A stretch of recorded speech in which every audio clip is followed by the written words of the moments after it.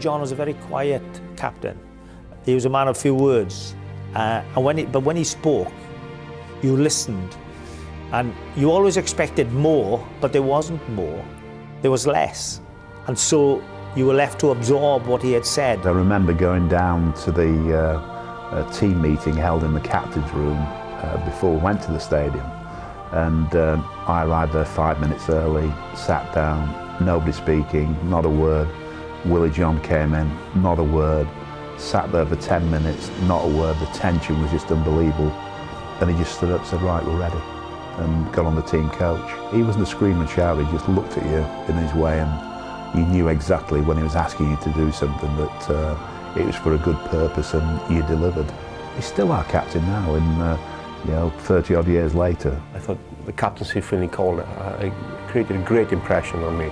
He was very vocal, obviously very knowledgeable as well, very passionate about the game, very passionate about the Lions. His presence was a very commanding presence. Definitely one of the finest, if not the finest captain I've had the privilege of playing alongside. Johnson would be captain of a World 15, more than likely. I think he was that big, that immense.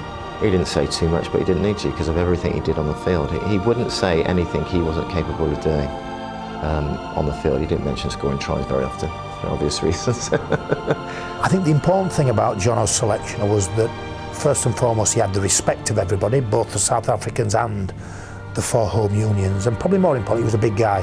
So they were going to fetch Teichmann into the corridor and stand in front of Johnson. And basically, it was a bit of a psychological decision in a sense that we're going to put a big bloke out there whom is going to basically put down a bit of a flag of what we're all about here. People ask me what type of leader he was, and if he asked me to run through that wall there now, you just go and do it, because he'd have made it easy really. There'd be a big hole where he'd already gone through before, and I think that was testament to the guy.